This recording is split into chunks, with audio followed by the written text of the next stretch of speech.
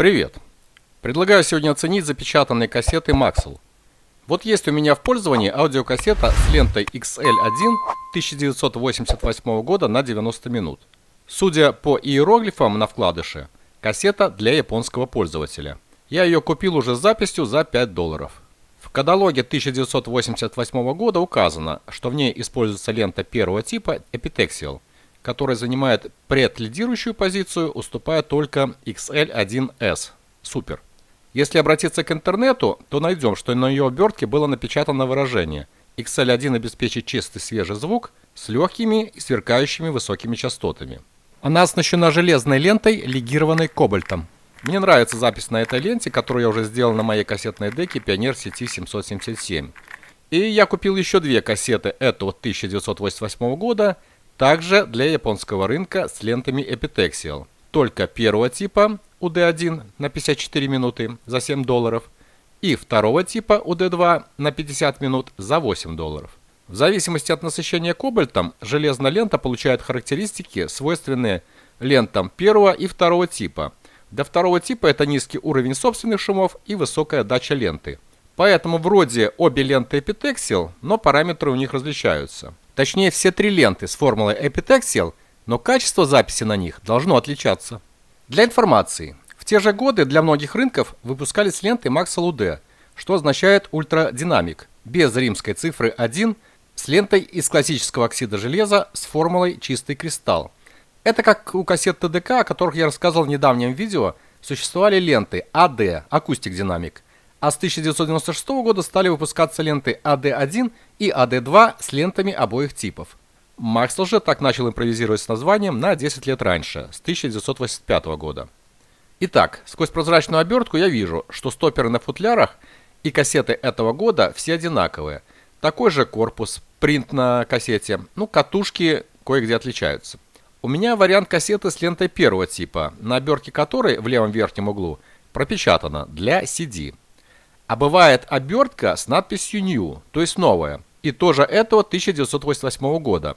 Предположу, что она не является новинкой для кассет-ровесниц, а только по отношению к прежним лентам. А вот лента второго типа UD2 специально не рекомендована для записи с компакт-диска. Но в интернете есть варианты и с аналогичной надписью, как на кассете UD1. Оформление у них схожее, есть отличия в хронометраже ленты, типе ленты, поэтому используются разные цвета.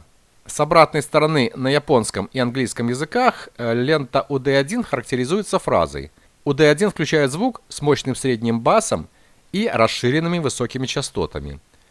А лента UD2 характеризуется фразой UD2 формирует яркий и освежающий звук.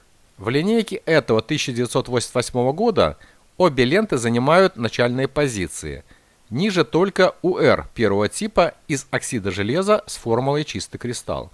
Согласно АЧХ, ленты вроде схожие, а по штрих-коду обе изготовлены в Японии. Распакую. И начну я с ленты первого типа Maxell UD1 на 54 минуты.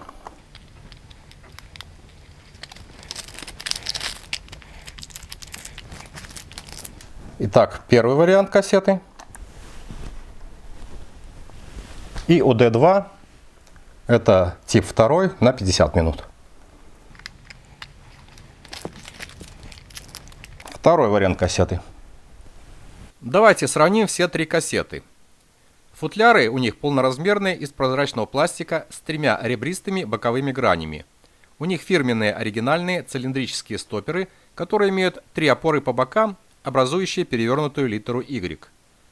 Вкладыши с разворотом, на внутренней стороне которых проиллюстрированный раккорд, который применен в этих лентах. И на японском языке указано, что необходимо подмотать ленту карандашом при ее провисании перед установкой в магнитофон. Также указаны координаты производителя Hitachi Maxell в городе Токио. Обратная сторона разворота цветная, а передний заворот фигурный с выступающей вверх центральной частью. Каждая кассета 1988 года комплектуется стикером. И вкладыши, и стикеры выполнены в отличающейся цветовой гамме. Вкладыши у кассет с лентой первого типа имеют голубой разворот, а у кассеты с лентой второго типа он золотистый. Корпуса у кассет разборные, из черного матового пластика, в центральной части которого имеется прозрачное окно с овальными боковыми сторонами. В центре верхней грани и на боковых имеется рифление. Все кассеты с серийными номерами. В кассете XL1 установлены черные сплошные катушки внутри светло-серого кольца и такого же цвета клипсами, фиксирующими на них ленту. А в кассетах UD используются катушки, подобные велосипедной звездочке, и тоже в кольце. Бывают также такие экземпляры с подобными сплошными катушками, но светло-серого цвета. Между катушками заметна вертикальная разметка, но она с внутренней стороны, так как снаружи пластик гладкий. Вверху окна уже по-английски указано, что здесь используется высокорезонансный механизм. Явно заметны влажные пятна на прозрачной прокладке в кассете UD2. Возможно, это скажется на сохранности ленты и ее качестве. Нижняя полоса корпуса фактурная, под шлифованный металл, а выступающая часть в мелкий рубчик. Справа в кружке есть формовка стрелки, а слева, тоже в кружке, точками обозначена сторона кассеты. Снизу подушки и экраны у всех кассет одинаковые. Рекорды отличаются цветной полоской в начале. У ленты хронометражем 90 минут он голубой, у 54-минутной он розовый, а у 50-минутной он фиолетовый. Цвет ленты также отличается. Лента XL1 хоть и выше классом, но лента у нее самая светлая. Далее темнее у ленты UD1, а самая темно-коричневая, но не черная, у ленты второго типа UD2. Итак, спешу проверить все кассеты в магнитофоне Pioneer сети 777. На обзоре модели с фанерой автомобиля Chevrolet 1955 года и компакт-кассеты Maxell 1988 года. Проверку начну с кассеты UD1.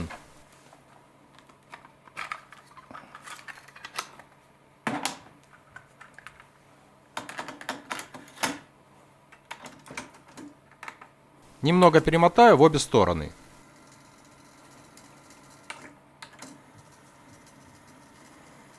Готово. Подаю с внешнего генератора сигнал частотой 315 Гц. И здесь запись 0 дБ.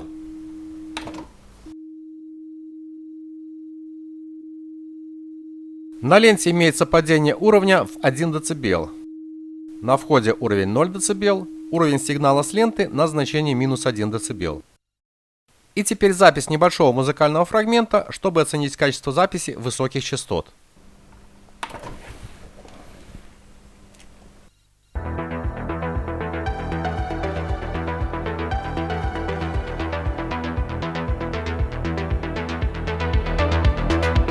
Ручкой регулировки устанавливаю уровень записи на значение плюс 3 дБ.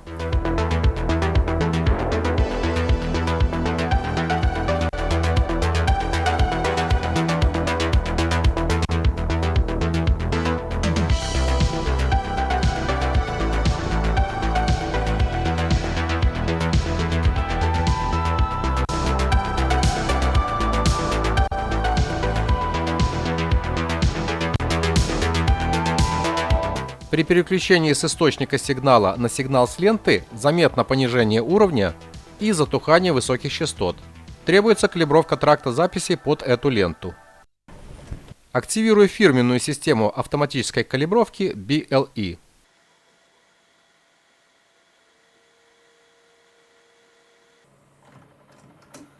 Успешно. Теперь запишу на эту кассету музыкальную композицию, но смонтирую ее в конце этого видеоролика после того, как запишу этот же музыкальный трек на ленту Maxell UD2. Следующая кассета XL1. Кассета Maxell XL1 у меня с записью, поэтому я стирать ее не буду. Включу вам только небольшой фрагмент этой записи, чтобы оценить качество.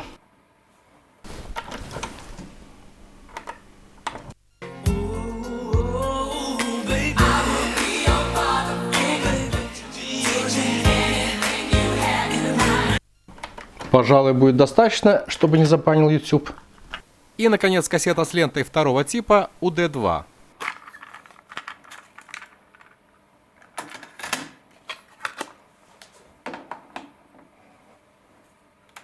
Также сначала перемотка.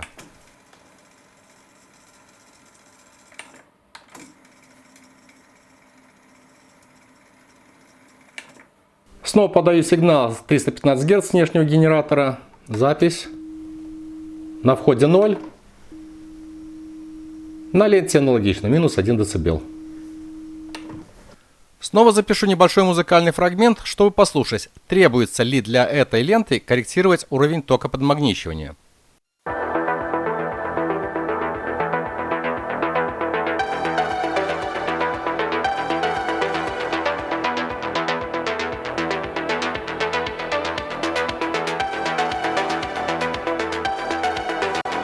Это сигнал на входе.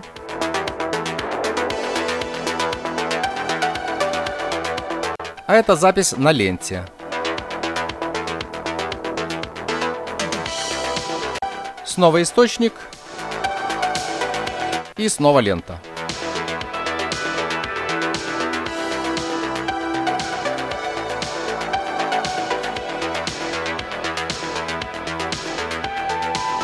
На мой слух явно слышно общее снижение уровня сигнала, а вот высокие частоты остаются на том же уровне. Предположу, что при калибровке потребуется только совсем небольшая, но буквально на плюс 1 дБ корректировка уровня, а значение BIOS останется в начальном положении. Активирую фирменную систему автоматической калибровки BLE.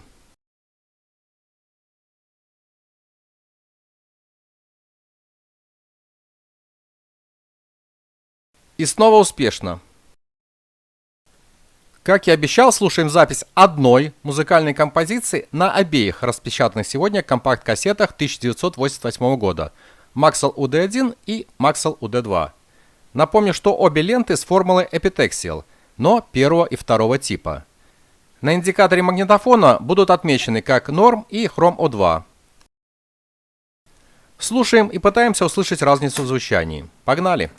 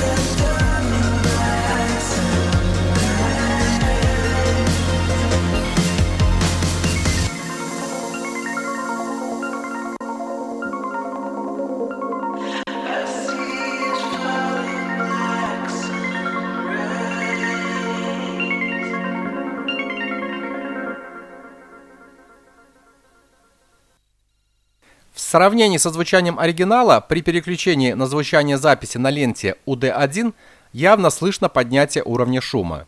Это и неудивительно, ведь лента первого типа и невысокого класса покрытия.